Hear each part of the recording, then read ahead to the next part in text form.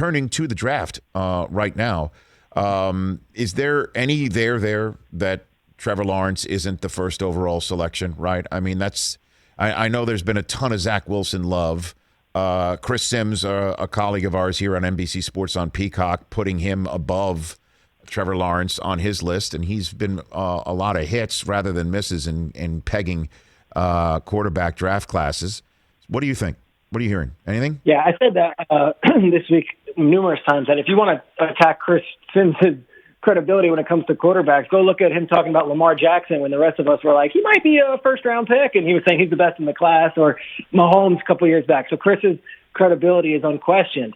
That's his board. I think Urban Meyer took the job in Jacksonville, and from all the knowledge I have, with the assumption that he's got Trevor Lawrence as his quarterback. I also think we start getting a fatigue and a malaise in the draft world where we've had Trevor Lawrence as the number one prospect for 3 years. We still got 5 weeks to go. We got to talk about something. Zach Wilson is viewed very highly by a lot of these teams. In fact, I've had teams say he does a lot of things that Trevor Lawrence cannot. I can't find a team that says Zach Wilson is better than Trevor Lawrence or would be my pick at number one overall. And that's nothing against Wilson. If you want to do a Wilson versus Burrow comparison, if you want to do a Wilson versus Baker comparison, we could do that. But the Trevor Lawrence thing, this is Andrew Luck, this is Peyton Manning, this is John Elway. This is that number one overall pick that everyone has been looking at for years, and you can't really poke a hole in 6'6", 220 pounds, and runs like a gazelle.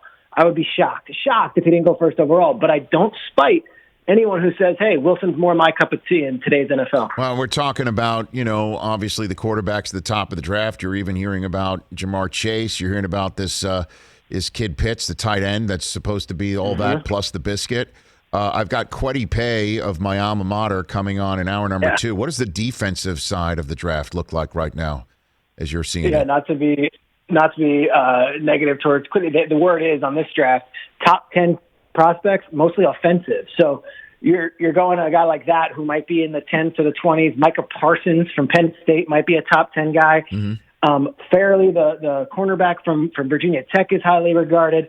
Morig, the safety from TCU. I could list names that are highly regarded, but Rich, there is no Chase Young in this draft. There is no Myles Garrett in this draft. There is no slam dunk.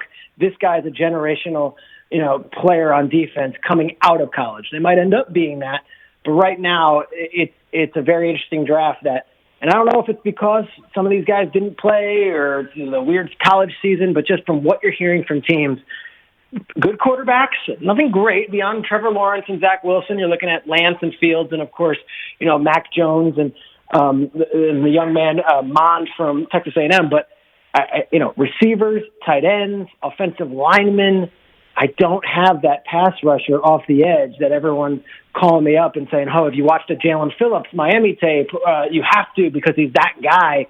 And I could tell you, and you know this, in years past we've heard it about Isaiah Simmons and Derek Brown where Chase Young's not the guy, but this one might be, whatever it is. That doesn't exist this year. So your guy out of Michigan could be the first defensive player taken in this draft. I wouldn't be shocked because I don't have a single player that's that home run Hall of Fame candidate buzz type guy. Hey, you watched all the way to the end. Thanks for that. Watch more right here.